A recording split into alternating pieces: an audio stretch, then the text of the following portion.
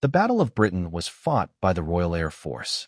Even though the United States was officially neutral, it sent troops to help. Anyone who was paying attention saw this coming. Trump had started to build up the military, which would quickly grow much faster over the next year. The army was rushing to update its weapons, training, and they were getting ready for a war that would be much bigger than anyone thought. Among its many flaws, the military battlefield connections were one of the most important problems they had to solve. The modern war needed coordination across lengths and between numbers of units that had never been seen before. Infantry squads needed solid ways to get in touch with the headquarters of their company and battalion. Forward monitors had to quickly and accurately call in artillery fire. Tank leaders had to work together, with help from troops. At every level, commanders had to keep an eye on things and give orders quickly as the tactical situation changed. But radios that were on the market in 1940 were totally not enough to meet these needs. The Army had tried out small weapons. In the late 1930s, military radios were made. The SCR-194. There had been efforts to give infantrymen portable phones like SCR-195, but these early efforts had been terrible failures. They used basic superregenerative circuits that didn't work well and were prone to failure. And worst of all, not safe at all. The fact that they worked on AM bands meant every electrical machine, every car engine, every thunderstorm, and every piece of electrical equipment made static electricity and noise that made it impossible to hear important messages. The radios didn't work at all that. Infantry leaders had lost all faith in radio communications in general. A lot of people chose to depend on runners bringing messages by hand, even though they could get hurt or killed, in spite of messages might.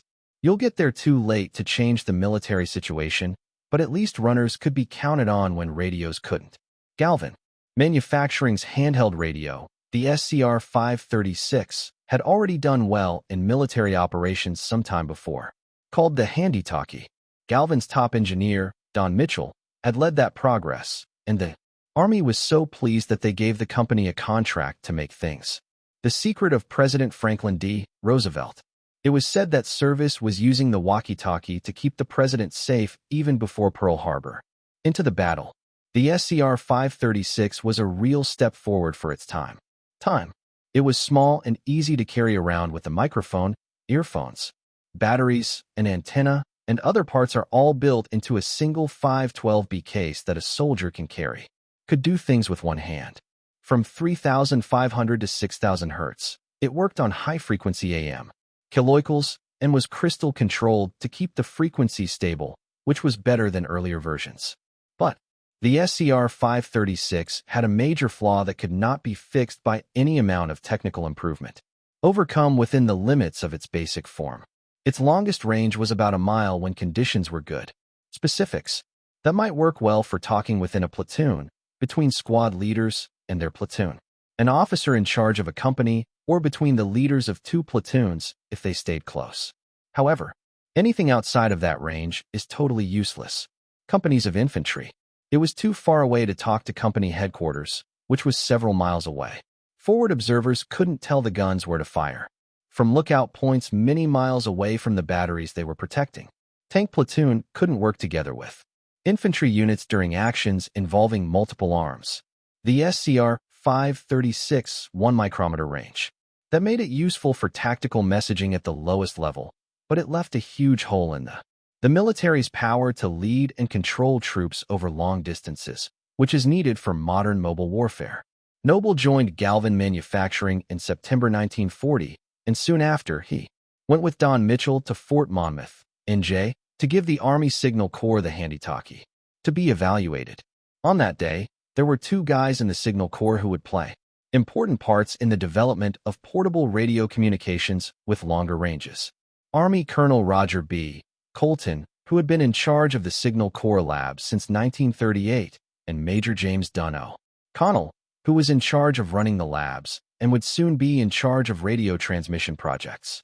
The leaders in the Signal Corps were happy with how well the handy-key worked and how it was made, but they made it clear to Noble and Mitchell said they needed something more, something with a lot more range that could still be carried and used by an infantryman in battle. The Army needed a small There was a radio that could connect the company to the battalion and go back 5 or 10 miles. Of operations that could work in the electromagnetically noisy world of modern mechanized battle. In 1940, because of this need, the Signal Corps hired someone to make a new portable AM radio receiver. It was clear why the choice to specify AM technology was made, given the military's experience and the right tools. AM was a well-known and tested method. The military knew AM, trusted AM, and built all of its operations around AM. Buildings and roads around AM. Radio operators in the military were taught on equipment for AM. The maintenance staff knew how to fix AM radios. How things work. The method was made to work with AM equipment. AM played it safe and straight. Pick for a military group that cared about dependability and ease of maintenance. When Noble found out about this choice while in meetings in Washington, he reacted right away in a strong way. Dangerous. He told Major O'Connell that making a deal for an AM wrist radio was a terrible mistake. Noble demanded that work should be done on making an FM portable unit. This is a very brave thing to say to people who work on buying things for the military. Noble told the Signal Corps that they were fundamentally wrong in the way they were doing things technically. He was going against the technology that the military wanted to use. He pushed for a more complicated and option could be more expensive. He was telling the Signal Corps to try a new tool that many radio engineers thought it wouldn't work for portable defense uses. AM knew who she was. FM was strange and newer. Not as much evidence for military use. FM had to have a bigger capacity than AM, this meant that fewer lines could fit into each frequency slot. In a time when radio waves were already. Since internet is a limited and valuable resource, this requirement seemed like a major flaw that might be worse than any possible benefits. There were more parts in FM circuits than in AM, which made people worry about how reliable it would be in the field and how well military repair workers would be able to keep. The equipment is working. For FM transmitters and listeners, you needed more complex parts and more. They have more accurate tuning mechanisms than AM radios. But Noble knew something that a lot of, at the time, radio experts did not fully understand. They knew that FM offered real fundamental benefits that would more than make up for its difficulty and cost on the battlefield. For applications, FM naturally blocked out electrical noise and interference in ways that AM did not. They just couldn't. Even at the limits of FM, voice communication was clear. Its range, while AM broadcasts got worse and worse with static and noise as the range got bigger. FM would work on a battlefield, which is a very electromagnetically dangerous place. Near electrical devices and running car engines in places where AM radios would be almost useless. This was shown to Noble in his Connecticut State Police FM system, where radios stayed clear. Talks in situations where AM would not have worked. Noble's sure belief about how much better FM was, along with his track record and technical know-how, won the day. Noble's passionate and well-thought-out reasons persuaded Major O'Connell, who then issued a Signal Corps contract, so that Galvin Manufacturing Corporation could make an FM portable transmitter receiver. The new radio would be called SCR-300, which stands for Signal Corps Radio Number 300. That deal, Noble and his team started one of the hardest and, in the end, most successful engineering projects ever. When Noble got back to Chicago, he quickly moved to put together his tech team. Some of the smartest people in Galvin Manufacturing would make up the main group. Could play field. He was Henry Magnuski, who came to America from Poland and would become, as senior RF engineer, one of the company's most respected engineers would be in charge of making the very important radio frequency circuits that would either make or break the whole project. Lloyd Bond and Marion. Adding to the core team were Morris, Bill Vogel, and others who were experts in different areas of radio planning and making. All of that knowledge and experience would be very useful because the Army's very strict requirements had to be met for the SCR-300. The SCR-300 had to be battery-powered and have enough power to work for a long time in the field without needing battery changes often. It could not be heavier than 35 pounds. It comes with batteries and other parts and is light enough for an infantryman to carry on his back for long amounts of time, being able to fight when needed. It had to be able to communicate reliably over a distance of at least 3 miles through woods, and over hills on different types of terrain not nearly as easy as line-of-sight communication. It had to be waterproof and be able to resist rain and the general wet and humid conditions of the field without breaking. It had to be easy enough for troops who haven't had much technical training can still do their jobs well in the chaos and stress of battle. It had to be tuned across a frequency range of 40 mega to 48 mega, giving you more than one channel, to make sure that different parts could work without affecting each other. And importantly, since it was made during the war, it could only use 2 frequency control crystals because of its size, because making crystals was slowing down. As output of all kinds of radio equipment went up for the war, it would become more and more important. Getting together all of these requirements seemed almost impossible at the same time. Each requirement was hard on its own. When put together, they made up an incredibly difficult engineering puzzle. Their team did have one, though, enormous benefit that made what seemed impossible only very hard. FM was being used. This would be easier for them to do with the help of technology and FM's natural traits. Trouble. Late in 1940, early in the morning, not long after Noble had put together his team, and when he got the official contract, he talked to Henry Magnosky and Andy Affronti, a young engineer who had just graduated, had begun working in the research lab. Noel asked them to sit at a front table, Magnosky to sit to his right, and Affronti to sit to his left at the workbench. He put a piece of paper that looked official on the bench between them. Affronti saw the official heading that read United States Army Signal Corps. Noble read the 8 paragraphed items aloud, explaining each specification for what would become the SCR-300. He finished by saying something that burned itself into the memories of both engineers. Words they would remember for the rest of their lives. Henry and Andy, I want you to start working on this immediately. During my visit to the Signal Corps last week, they placed a life and death priority on this program for the infantry. You will get whatever assistance you need, and I expect to see a prototype fabricated as soon as possible. Shocked by the urgency and the weight of responsibility he had placed on them, Magnosky and Affronti read and reread that single sheet of paper several times, absorbing every detail. The Signal Corps designated this communications equipment as a portable infantry battalion transceiver, nomenclatured SCR-300. This was a specification document to design and develop a portable frequency-modulated radio receiver and transmitter powered by batteries.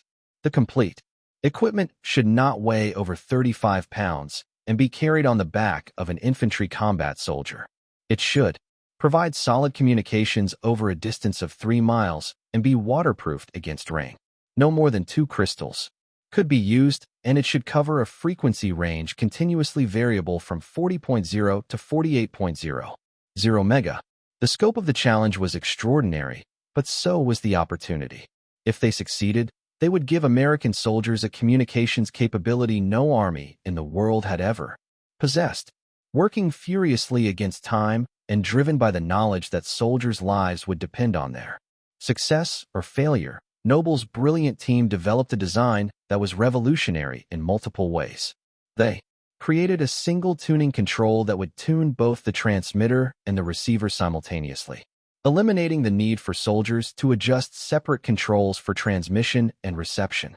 This seemingly simple feature was actually quite sophisticated technically, but it made the radio dramatically easier to operate under stress. They incorporated automatic frequency control circuitry that would lock onto the correct frequency and maintain it without drift, ensuring clear communication without requiring precision tuning on the part of the operator. This was crucial because combat soldiers couldn't be expected to have the training or the time or the steady hands to fine-tune radio circuits while under fire or while moving through difficult terrain. They solved the challenging power supply problem by designing circuits that could operate efficiently on battery power while still delivering adequate transmitter output power and receiver sensitivity.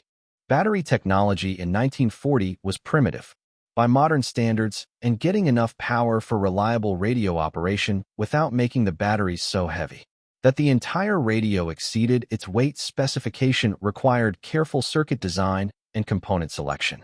They addressed the fungiciding requirement, treating components with special coatings so the radio could withstand the tropical temperatures and humidity of the Pacific Theater where much of the war would eventually be fought. And they managed to do all of this while keeping the total weight at or below the 35-pound specification, though the final production version would end up slightly heavier with the full battery pack. The SCR-300 design that emerged from their intensive development effort was an 18-tube battery-operated VHF battlefield radio using FM transmission. The transmitter section and the double superheterodyne receiver were both designed around FM technology, taking full advantage of FM's noise rejection characteristics and its ability to provide clear audio even at the limits of range. The radio incorporated an adjustable squelch circuit, a feature that was new to military radios and would prove to be a tremendous operational advantage. With AM radios, operators had to listen to constant hissing, crackling noise whenever no one was transmitting. This constant noise was mentally fatiguing and made it easy to miss the beginning of an incoming transmission. The squelch circuit silenced the receiver when no signal was present, saving operators from mental fatigue and making it immediately obvious when a transmission came through. The sudden break of silence commanded attention in a way that a slight change in noise level never could. The automatic frequency control circuit ensured frequency stability across all channels without requiring constant operator adjustment. The crystal controlled calibration circuit allowed operators to verify their frequency setting easily, ensuring that units on the same channel were actually tuned to exactly the same frequency. The tuning mechanism was elegantly simple from the operator's perspective, with a single control knob and a channel display showing channels 0 through 40. Providing 41 channels total across the 40 to 48 MHz range with 200 kHz spacing between channels. Two frequency control crystals operating on harmonics provided calibration reference points that allowed the variable tuning mechanism to cover all 41 channels accurately. This was an elegant solution to the two crystal limitation, using harmonic relationships and careful frequency synthesis to generate all the frequencies needed from just two crystal references. The entire radio could be set up for relay or retransmission operation, allowing two SCR-300 units to extend communications range far beyond line of sight. One radio would receive a transmission and automatically retransmit it, effectively doubling or tripling the communication range without requiring the operators to do anything more than set a switch. This relay capability would prove invaluable in mountainous terrain or in situations where headquarters needed to maintain contact with forward units that were beyond direct radio range. By spring 1942, Magnuski, Affronti, and the rest of the engineering team had two working prototypes ready for testing. The prototypes represented more than a year of intensive engineering work, countless late nights, numerous dead ends and false starts, and the kind of focused problem-solving that characterized American engineering at its best during the war years. On a bright spring day at Fort Knox, the moment came that would prove whether Noble's advocacy for FM technology and his team's year of intense development work had been justified. Magnuski and Affronti stood 8 miles apart, far more than the 3M operational range specification the Army had demanded. Magnuski, standing on the flat roof of the Tropic Air Building with his prototype radio, keyed the transmit button and spoke into the handset. 8 miles away, far beyond the specified range, Affronti heard the transmission with perfect clarity. They tested and retested varying frequencies, checking different channels, trying the radios in different locations and orientations. The prototypes performed flawlessly every time, demonstrating range that far exceeded the Army's requirements. When Signal Corps representatives arrived just days later for their formal evaluation, they witnessed demonstrations that impressed them enough to give immediate approval to proceed with production development. Further development and refinement led to the production version of the radio designated BC-1-1000. This radio unit, combined with all required accessories including the battery pack, carrying harness, antenna, and handset, comprised the complete SCR-300 Walkie-Talkie system. The final weight came in at approximately 38 pounds with the larger BA-70 battery or 32 pounds with the smaller BA-80 battery. This was slightly over the original 35 specification, but the Army accepted the additional weight as a reasonable trade-off for the radio's exceptional performance and reliability. For the Army's final acceptance tests before authorizing full production, the production SCR-300 traveled to Fort Knox, Kentucky, home of the Armored Force School. There, in the woods and fields and rolling hills surrounding the base, the radio unit underwent comprehensive and rigorous trials designed to verify every aspect of its performance characteristics, ruggedness under field conditions, and usability by soldiers with typical training levels. The Infantry Board, an organization known throughout the Army for being highly critical of communications equipment and skeptical of manufacturers' claims, had been invited as observers. The Infantry Board had rejected numerous pieces of equipment over the years, and their approval carried significant weight. Bob Galvin, son of company founder Paul Galvin, accompanied Dan Noble and Bill Vogel to Fort Knox for these critical tests. The stakes were extraordinarily high. They had only 2 working production models, and if anything went wrong during the testing, if the radios failed to perform as promised, the entire program could be jeopardized. Each night during the testing period, the team returned to their hotel and carefully checked over both radios, inspecting every component and connection, ensuring they would be ready for the next day's tests. The performance of the SCR-300 during those Fort Knox trials exceeded everyone's expectations, even Noble's. The radio communicated clearly through interfering ignition noise from vehicles, proving in practical field conditions that FM's theoretical resistance to electrical interference translated into real operational advantages.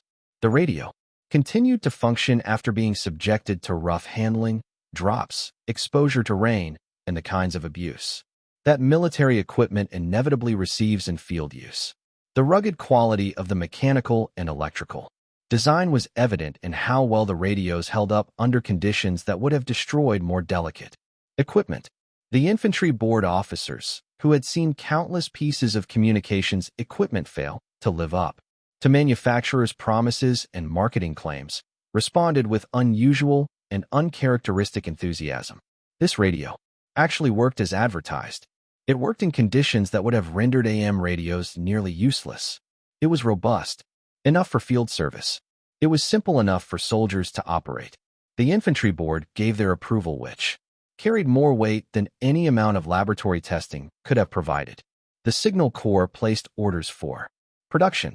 Galvin Manufacturing Corporation, which would officially change its corporate name to Motorola in 1947, would go on to produce nearly 50,000 SCR-300 units during the course of the war. The first production units coming off the assembly line were rushed by air transport for use by Allied forces in combat theaters. The military placed such extraordinary urgency on fielding the SCR-300 because communications problems in the North African and Sicilian campaigns had been severe and had directly impacted combat operations. Message delivery had failed at critical moments, leaving commanders operating blindly. Units couldn't coordinate attacks effectively. Artillery support couldn't be adjusted in real time because forward observers couldn't maintain reliable communications with their firing batteries. These communications failures had cost lives and degraded combat effectiveness. August 1943, the volcanic island of New Georgia in the Solomon Islands became the scene of bitter fighting as American forces pushed forward in their island-hopping campaign across the Pacific toward Japan. The SCR-300 made its combat debut here in the Pacific Theater, arriving in time to support operations in some of the most challenging communications terrain imaginable. Colonel Ankenbrand, the theater's signal officer responsible for communications throughout the Pacific, evaluated the new radios under actual jungle combat conditions. Initially, he had been deeply skeptical about the SCR-300's suitability for Pacific operations. Earlier in 1943, when informed that the SCR-511 radio was being replaced by the SCR-300, Ankenbrand had actually protested the decision to his superiors. He believed that VHF radios like the SCR-300 would not work well in dense jungle operations. His skepticism was based on sound technical reasoning. The tropical environment was brutal on electronic equipment. The thick vegetation of jungle terrain absorbed and scattered Radio waves. The mountainous terrain of most Pacific islands created radio shadows and dead zones. All of these factors seem to argue strongly against VHF operation and in favor of lower frequency radios with longer wavelengths that could propagate more effectively through obstacles. But when the SCR-300 arrived in quantity and troops began using it in actual combat operations, Enckenbrand changed his assessment completely. The FM radio's performance in jungle conditions surprised everyone, including the skeptical signal officer. By January 1944, after several months of combat use, Enckenbrand was writing enthusiastic reports to General Meade stating, "The SCR-300 sets have now been in action in the Tokena area, Bougainville, in the hands of the 37th and American Divisions, and I have a preliminary report on them indicating that they are exactly what is needed for frontline communications in this theater." The phrase "exactly what is needed" coming from a skeptical signal officer who had initially opposed the radio's introduction represented powerful vindication of Noble's technical choices and his team's engineering work. Enckenbrand noted in his reports that the chief difficulty from an operational perspective was keeping the radios supplied with fresh batteries. The BA-70 and BA-80 batteries that powered the SCR-300 had limited operational life under the high-temperature, high-humidity conditions of the Pacific. And in the high-tempo operations of jungle warfare, batteries drained more quickly than they did in temperate climates. But that was fundamentally a logistics and supply problem, not a fundamental flaw in the radio design itself. The communications capability the SCR-300 provided was exactly what frontline commanders needed to control their units effectively in the confused close-quarters fighting of jungle warfare. Second Lieutenant Joseph Doley, communications officer of the 298th Infantry Regiment, provided detailed operational feedback from the soldiers who actually carried the radios in combat and used them under fire. The main complaint that came up repeatedly in after-action reports concerned the harness design. The weight distribution of the standard harness placed too much of the load too low on the operator's back, which caused significant fatigue. During long marches through difficult jungle terrain, the belt carrier brackets had a tendency to jab the operator in the kidneys during movement, which was painful and added to fatigue. These were legitimate comfort and ergonomics issues that could be and eventually were addressed with improved harness designs, but they didn't diminish the tactical value of the radio itself. Despite these minor complaints about the carrying system, Dooley concluded his formal report by calling the SCR-300 an infantryman's dream for better communication and control of troops by radio than ever before given us.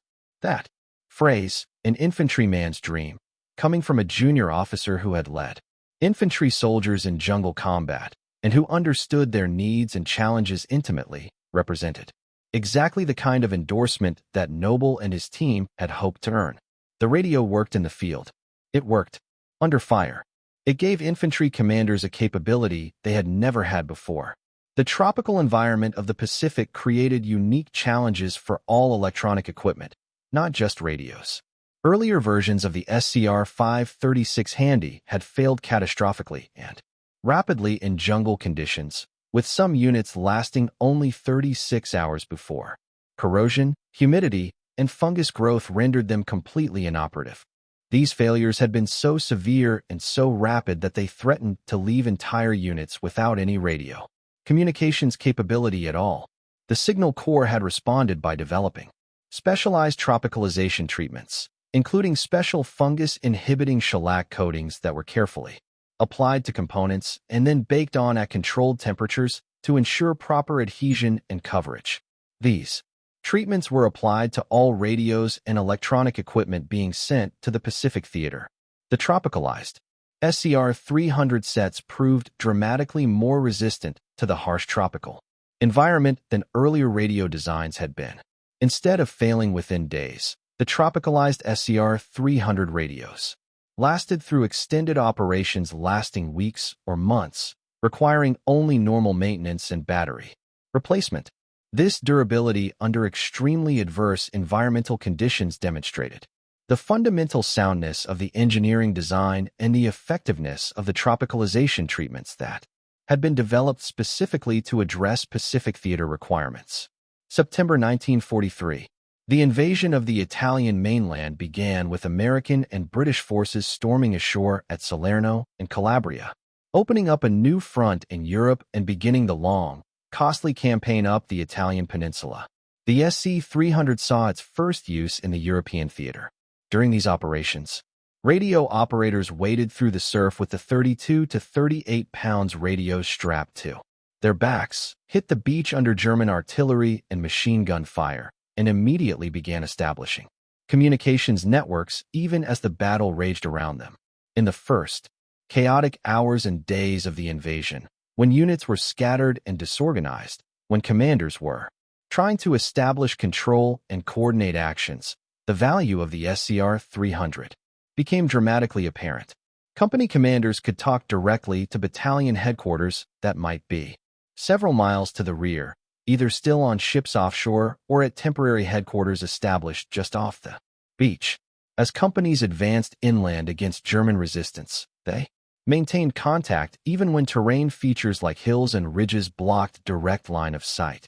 This was a revelation for commanders who were accustomed to losing communications as soon as units moved any significant distance or moved behind terrain features. Forward observers, some of the first soldiers to receive the SCR-300 in significant numbers, could now call for artillery fire with unprecedented reliability and speed. Artillery spotters would climb to observation posts, sometimes several miles from their firing batteries, and watch for enemy positions, movements, and concentrations. When they spotted targets, they could immediately radio precise coordinates back to the fire direction centers. The batteries would fire their missions, and the observers would watch the shell's impact, then radio back precise corrections for subsequent salvos. This observe-adjust fire cycle fundamental to effective artillery support depended absolutely on reliable communications between the observer and the firing battery. Previously, this critical communications link had been frustratingly unreliable with AM radios. Static and interference would cause observers to lose contact at crucial moments. Transmissions would be garbled and unintelligible, requiring multiple repetitions that wasted precious time. Observers would sometimes watch enemy forces moving into perfect target areas and be completely unable to call in fire because their radios simply wouldn't work reliably at the required range or in the electromagnetic environment of active combat. The SCR-300 fundamentally changed this situation. The FM signal cut through the electrical noise and interference that was inevitable on a battlefield. The clarity was such that map coordinates could be transmitted and confirmed without repetition or confusion. Fire missions that had once taken many minutes to coordinate because of communication difficulties could now be executed swiftly and accurately, often in a fraction of the time. The practical usefulness of the SCR-300 and the dependability of its rugged design quickly became apparent to the soldiers using them in combat. The U.S. Army was still experiencing growing pains and learning hard lessons in 1943 when fighting against experienced German forces who had been at war since 1939. American units were learning how to fight a modern combined arms war against a skilled and determined enemy. And that learning process often came at painful cost in casualties and temporary setbacks. In this challenging environment, the instant communication afforded by the SCR-300 proved invaluable to frontline soldiers and their commanders at every level. When a unit came under unexpected attack and needed immediate reinforcement to avoid being overrun, the SCR-300 allowed company commanders to call for help and have reserve units moving to their assistance within minutes instead of the hours it might take for a runner to carry a message back to battalion headquarters through difficult terrain or under fire. When German counterattacks threatened to overwhelm a defensive position, the SCR-300 allowed defenders to call in concentrated artillery barges that could break up the attack before it succeeded in penetrating the defense. The radio was quite literally worth its weight in gold to soldiers whose lives depended on being able to communicate reliably with supporting units and higher headquarters. As production of the SCR-300 continued through 1943 and into 1944, the radios, were issued in increasing quantities to other units and other branches of service besides the Army infantry. The Marine Corps, Army Airborne Units, Army Air Force Ground Controllers, and Navy shore parties all received allocations of the SCR-300. The Marines were particularly enthusiastic about the radio's capabilities. In the Pacific Theater, where dense jungle terrain and mountainous topography made communications notoriously difficult, and where units could become isolated and cut off with terrifying speed, the SCR-300's ability to maintain reliable contact over several miles gave Marine commanders a level of tactical coordination and control capability they had never before possessed in jungle fighting. June 1944, the coast of Normandy, France. Operation Overlord, the largest and most complex amphibious invasion in human history, was underway. Approximately 6,900 vessels of all types carried approximately 156,000 Allied soldiers toward the beaches of Normandy to begin the liberation of Western Europe from Nazi occupation. The armada stretched as far as the eye could see. Among the mountains of equipment loaded onto those landing craft, carefully packed and waterproofed against the salt spray and inevitable immersion, were thousands of SCR-300 radios. The lessons learned about the critical importance of reliable battlefield communications in Italy and the Pacific had been thoroughly absorbed by the invasion planners.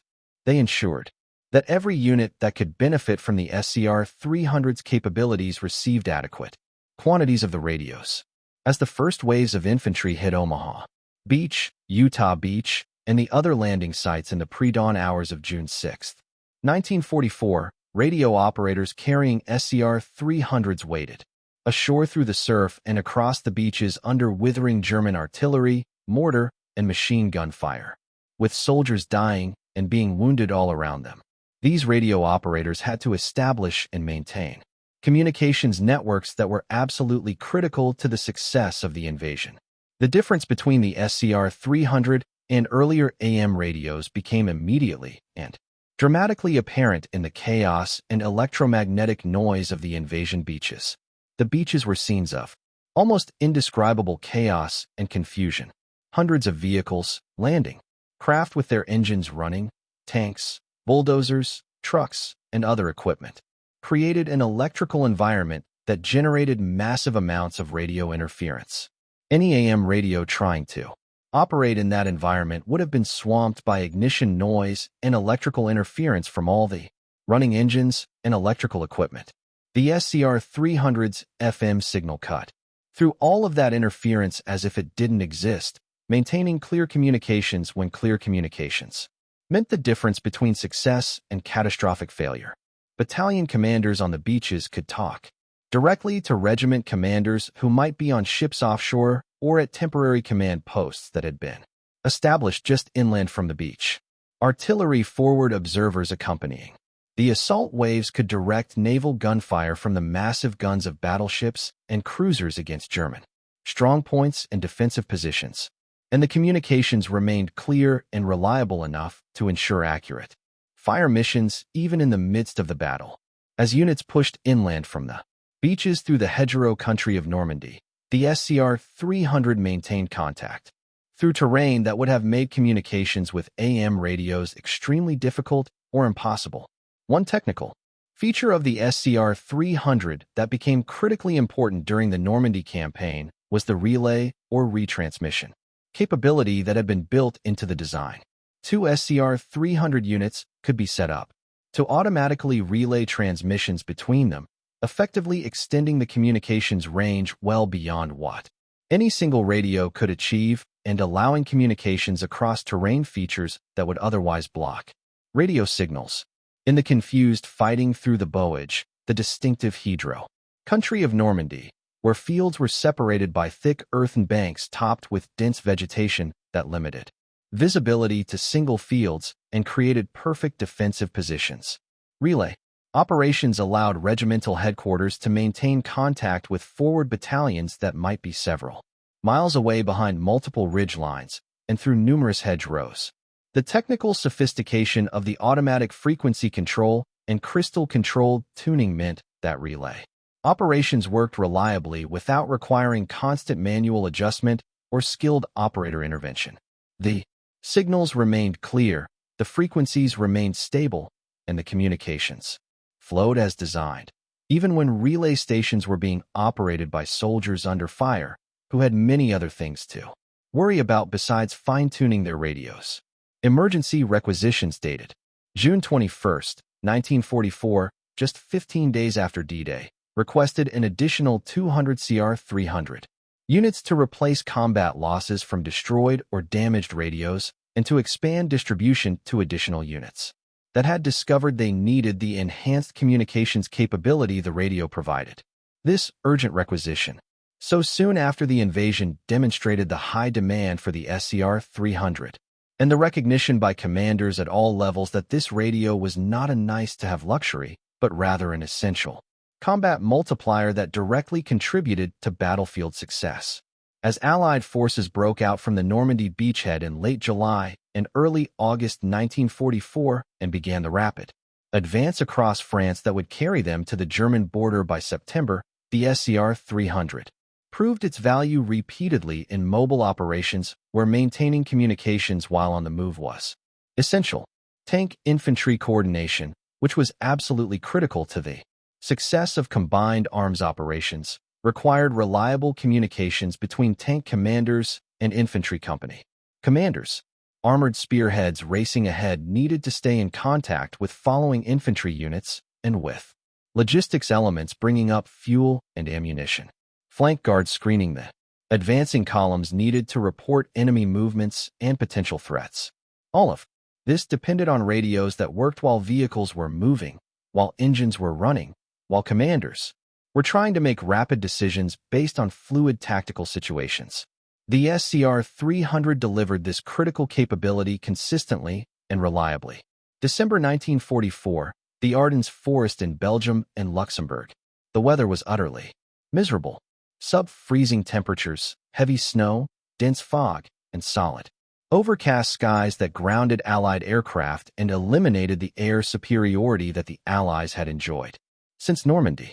Through this weather, taking advantage of the conditions that grounded Allied air power, Adolf Hitler launched Operation Vacht-Amren, his last desperate gamble in the West, a massive surprise offensive that would become known to history as the Battle of the Bulge.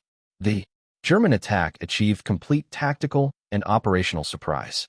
German armored and infantry forces smashed through thinly held American defensive lines, creating a dangerous bulge or salient in the Allied front that threatened to reach the Meuse River and potentially split the Allied armies. In the chaos and confusion of the German attack, with units scattered and intermixed, with defensive lines breaking and reforming, with some American units cut off and surrounded, communications became absolutely crucial. In determining whether American forces would disintegrate into isolated groups fighting hopeless individual battles or would maintain enough coherence and coordination to organize an effective defense and eventual counterattack. This was where the SCR-300 proved its greatest value in the European theater.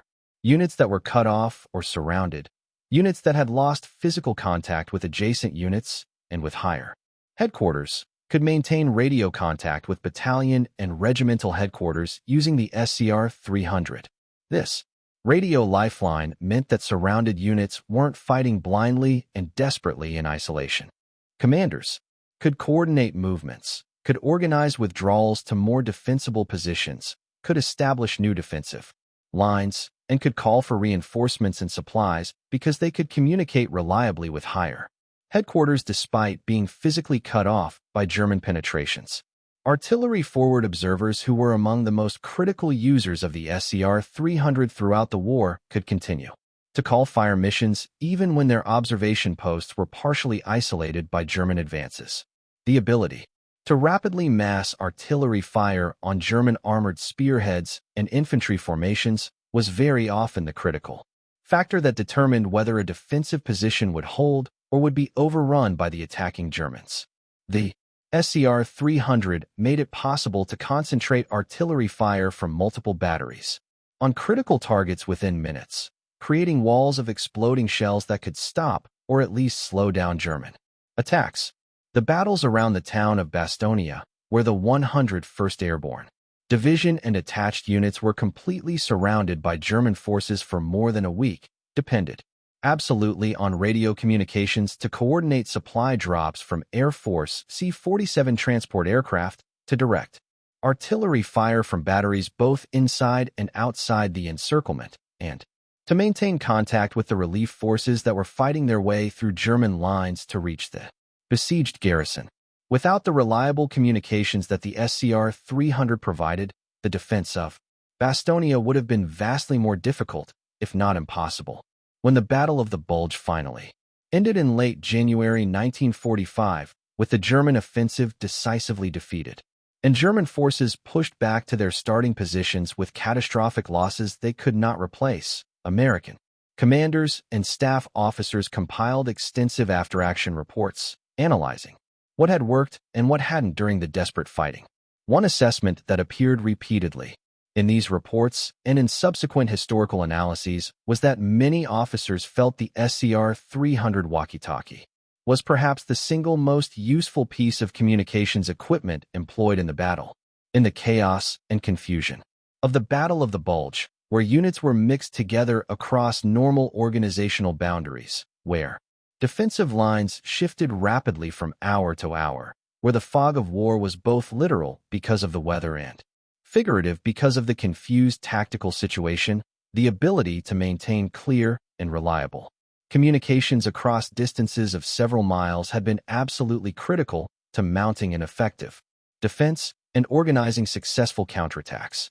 The SCR-300 had given American forces a communications capability and a resulting level of command and control that the attacking German forces could not match, and that communications superiority had contributed materially to the American victory. The SCR-300 had given American and Allied forces a communication superiority over their enemies that translated directly into battlefield advantages. German radio communication systems still relied predominantly on AM technology throughout the war.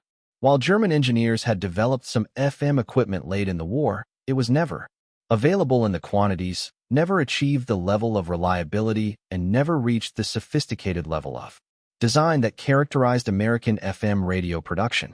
The Wehrmacht had backpack portable radios that were comparable in concept to the SCR-300, but they were generally larger and heavier than the American radio, less reliable under field conditions, and some models required external power sources or used rechargeable batteries that required access to charging equipment, which was a significant operational limitation in fluid combat situations where units might be cut off from rear area support for extended periods. Japanese forces in the Pacific Theater had backpack radios for infantry communications, but some Japanese radio designs relied on hand-cranked generators that required one soldier to continuously and laboriously crank a generator handle while another soldier operated the radio. This was an extremely cumbersome arrangement that effectively removed two soldiers from combat, tiring out the soldier doing the cranking and occupying the attention of the radio operator. The SCR-300, by contrast, was powered by self-contained batteries and could be operated by a single soldier who carried the radio on his back and still had both hands free to use his weapon if necessary. This represented a significant tactical and technical advantage that contributed to overall American and Allied superiority in battlefield communications and command and control. At Galvin Manufacturing Corporation, which officially adopted the name Motorola in 1947, production of the SCR-300 continued at high volume throughout the war years. The radio was also manufactured under license by several other companies beyond Motorola as production was expanded to meet growing demand, and eventually some production took place in France and Italy under licenses. Those countries were liberated and their industrial capacity was brought into the Allied war effort. The production achievement represented a remarkable feat of wartime industrial mobilization and manufacturing expertise. Each SCR-300 contained 18 vacuum tubes of various types, dozens of resistors, capacitors, transformers, and other electronic components, all of which had to be manufactured to exacting military specifications. The radios required precision manufacturing and assembly to ensure that they would function reliably under the harsh conditions of combat use. Each completed radio had to be thoroughly tested before being accepted and shipped to ensure it met all performance specifications. The company and its lenses produced nearly 50,000 of these complex radios during the war, and each one had to work reliably in combat because soldiers' lives depended on it. The engineering team that had made this production possible, that had turned Daniel Noble's vision of an FM portable radio into a combat-proven reality, deserved recognition that extended far beyond the headlines and publicity that typically went to weapons systems and combat leaders. Daniel Noble received the Certificate of Merit from the United States Army for his role in the development of the walkie-talkie. This was a significant honor that recognized civilian contributions to the war effort. In accepting the award, Noble characteristically stressed the major contributions of Henry Magnosky, Bill Vogel, Lloyd Morris, and Marion Bond to the project's success. He went on to say something that revealed his character and his understanding of what military service and sacrifice truly meant. He stated that the development of the walkie-talkie was merely an academic exercise when compared to the contribution of the men on the battlefields, the men who were actually fighting the war. Those words expressing genuine humility and recognition of the infinitely greater sacrifice made by combat soldiers resonated deeply with the soldiers who carried the SCR-300 into battle. Those soldiers understood perfectly well that no piece of equipment, however innovative or well-designed, could substitute for the courage, sacrifice, and blood of the men who closed with and destroyed the enemy. But those same soldiers also understood with equal clarity that good equipment that worked reliably when you needed it, made their incredibly difficult and dangerous jobs somewhat easier, made their survival more likely, and made victory more certain and less costly. The impact and influence of the SCR-300 extended far beyond its immediate tactical applications in World War II. The radio represented a crucial proof of concept for FM technology in military applications that would influence and shape post-war communications development for many decades to come. Major General Roger B. Colton, who had been director of Signal Corps Laboratories in 1938, when the historic and controversial decision was made to employ FM in military radios, clearly recognized the long-term significance of that decision, even while the war was still being fought. In a letter dated June 29, 1944, Edwin Howard Armstrong, the brilliant engineer who had invented FM radio technology, wrote to General Colton, acknowledging and praising the importance and the courage of his decision to adopt FM for military use. Armstrong called it the most difficult decision of the history of radio which anyone was ever called upon to make. He expressed his sincere hope that when the war was finally over, what Colton's organization and the engineers at companies like Motorola had accomplished in developing and fielding FM military radios could be properly laid before the world and given the acknowledgement and recognition it deserved. Armstrong had invented frequency modulation technology. In 1933, after years of research and experimentation, he had donated free use of all his FM patents to the United States Army during World War II, waiving all royalty payments as his contribution to the war effort, and he had served in an advisory capacity to the Signal Corps on technical matters related to FM radio. However, Armstrong himself was not directly involved in the actual design and development of the SCR-300. That work was done by Noble's engineering team at Motorola, building on Armstrong's fundamental invention and applying it to the specific challenges of portable military radio. The decision to adopt FM for military radios had been genuinely controversial within both military and civilian radio engineering communities. It required the military to move away from familiar, proven AM technology that everyone understood and that had been the foundation of radio communications for decades. It required the military to embrace a newer, more complex system that many respected engineers and technical experts claimed was too sophisticated and too difficult to maintain for reliable military use under field conditions. It required substantial investment in new equipment designs, new manufacturing processes, and tooling, new training, programs for operators and maintenance personnel, and new logistics systems to support a completely different type of radio technology. But the combat results, the performance of the SCR-300 and other FM radios under actual battlefield conditions against real enemies proved beyond any possible doubt that the decision to adopt FM had been absolutely correct. Despite the controversy and the difficulties, the SCR-300 along with the vehicular FM radios like the SCR-508 and SCR-608 that were developed in parallel marked the beginning of a fundamental transition in military communications from AM to FM that would continue through the Korean War, through Vietnam, and into the modern era. Today's military radios, though incomparably more sophisticated with digital signal processing, frequency hopping, encryption, and satellite connectivity, still rely on many of the same fundamental FM principles that Daniel Noble and his team successfully implemented in the SCR-300 more than 8 decades ago. The improvement in communications range and reliability that the SCR-300 provided over the earlier SCR-536 handy from approximately 1 mile to 3 miles in typical operational use with up to 5 miles. Achievable in optimal terrain and atmospheric conditions represented far more than just a numerical increase in capability. It represented a fundamental and transformative change in how infantry units and combined arms forces could be commanded, controlled, and coordinated on the battlefield. Before the SCR-300 became available, company commanders had to stay relatively close to their battalion headquarters if they wanted to maintain reliable radio communications. This proximity requirement significantly limited tactical flexibility and often meant that commanders weren't positioned where they could best observe the enemy, understand the tactical situation, and effectively direct their units. With the SCR-300 providing reliable communications over 3 miles and sometimes more, a company commander could operate several miles away from battalion headquarters and still maintain continuous radio contact.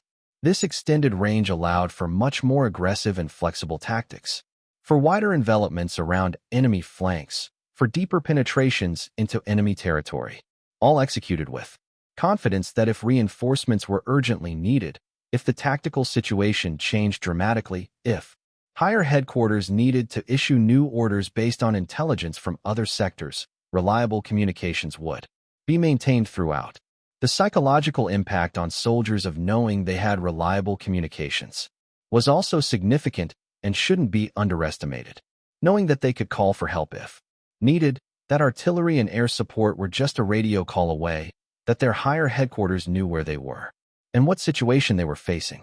All of this boosted morale and combat effectiveness in ways that were difficult to quantify but very real. Soldiers who felt isolated, abandoned, and cut off from support fought less effectively and with lower morale than soldiers who knew they were connected to a larger organization that supported them and could come to their aid. The British military, which had pioneered much of military radio technology in the pre-war years and during the war, recognized the superior capabilities of the American SCR-300 and began development of their own version during the latter part of World War II. The wireless set number 31, which was similar in design and capability to the American BC-1000 component of the SCR-300 system, entered British military service in 1947 to 1948 after testing programs that had begun in 1947.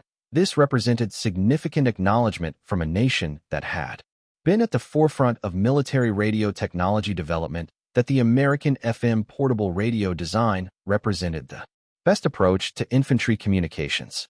The adoption of the SCR-300 design concept by the British and subsequently by other allied nations created important standardization benefits that extended well beyond World War II and became increasingly important as the Cold War developed and the North Atlantic Treaty Organization was formed. Allied forces could share maintenance, expertise, training programs, and operational procedures. Communications between forces of different nations were simplified when they used compatible equipment. This interoperability proved valuable in combined operations and in the collective defense arrangements that characterized NATO. The technical and operational legacy of the SCR-300 extended far beyond World War II, continuing through the Korean War and into the Vietnam era. While the basic vacuum tube design of the SCR-300 was eventually superseded by lighter, more capable radios that used transistor technology instead of vacuum tubes, the fundamental concepts and design principles that had been pioneered in the SCR-300 remained standard in military portable radios for many decades. A/PRC-10, which replaced the SCR-300 in American service during the Korean War era, weighed approximately half as much while providing similar or slightly better communications performance. The highly successful PRC-25 and PRC-77 radio families that served throughout the Vietnam War and for decades afterward built directly on the same FM principles that the SCR-300 had proven in combat, but incorporated solid-state transistor technology that dramatically reduced size, weight, and power consumption while increasing reliability. The story of the SCR-300 is ultimately a story about technical courage, about innovation in the face of institutional resistance, and about the willingness to challenge conventional wisdom when you know there's a better way. When Daniel Noble told Major O'Connell in those meetings in Washington that the Army's plan to develop an AM portable radio was a grave mistake, when he forcefully insisted that FM was the right technology for portable military radio, despite the Army's clear preference for familiar AM technology, he was taking a very real professional and personal risk. He was contradicting the established preferences of the military procurement system. He was advocating for a more complex and potentially more expensive technological solution when the simpler, cheaper solution seemed adequate. He was asking busy military officers to trust his technical judgment over their own institutional preferences and their organization's established practices. But Noble knew something that a lot of others did not fully grasp at the time. He understood that FM offered genuine fundamental advantages in battlefield communications that would more than justify its additional complexity and cost. He understood that soldiers operating in the electromagnetically hostile environment of modern mechanized warfare needed communications that would work reliably in the presence of massive electrical interference. He understood that clear voice transmission at the limits of range could mean the difference between successful coordination and catastrophic confusion. He was willing to stake his professional reputation on these beliefs, and his willingness to take that risk and fight for what he knew was right paid off in ways that saved countless lives and contributed to winning the war. The engineering team that turned Noble's vision and advocacy into working hardware that solved the enormous technical challenges involved in creating a battery-powered FM portable radio that met all of the Army's demanding specifications demonstrated the kind of focused, urgent, practical innovation that characterized American engineering and industrial mobilization at its finest during World War II. When Noble placed that specification sheet in front of Magnuski and Affroni and told them it was a life and death priority. For the infantry, he wasn't using hyperbole or exaggerating for dramatic effect. He was stating a literal truth. Soldiers' lives depend on whether this radio worked reliably in combat. The engineering team understood the weight of that responsibility, and they delivered results that exceeded the Army's specifications and expectations. When Daniel Noble and Henry Magnuski stood 8 miles apart in those Kentucky fields in the spring of 1942, testing their prototype FM radio and achieving crystal-clear communications far beyond the Army's 3-mile requirement, they knew they had succeeded in creating something technically impressive and important.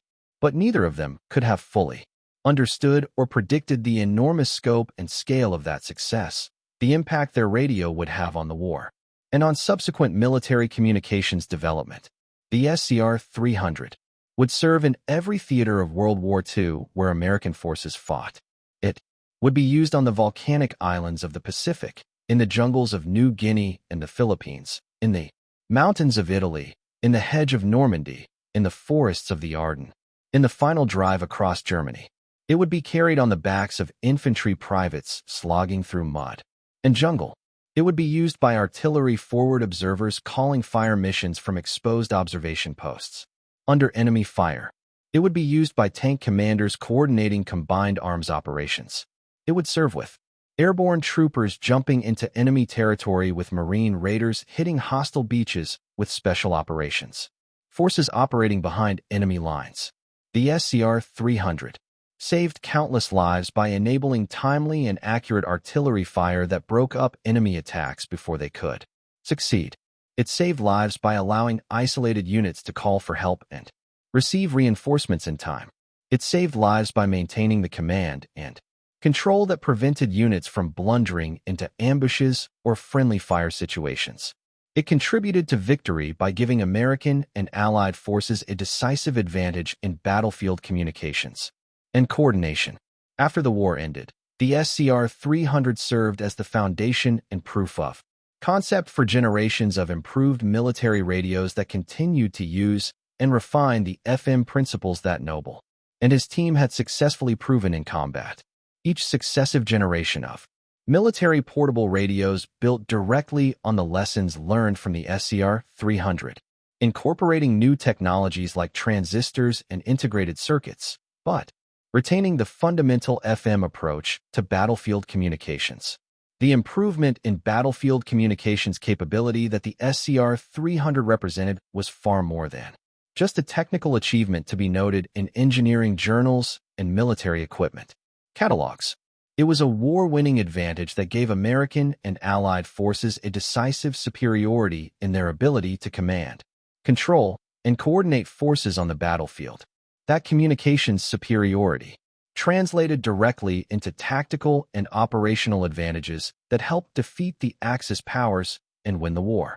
That decisive advantage came from one engineer's clear technical vision and his courage in advocating for it against institutional resistance, from one brilliant engineering team's successful execution of an enormously challenging development program, and from one company's willingness to embrace innovation and take on difficult challenges even when the outcome was uncertain. The SCR-300 stands as an enduring testament to what technical insight, engineering excellence, and determined innovation can achieve when applied to problems where success literally means the difference between life and death, between victory and defeat.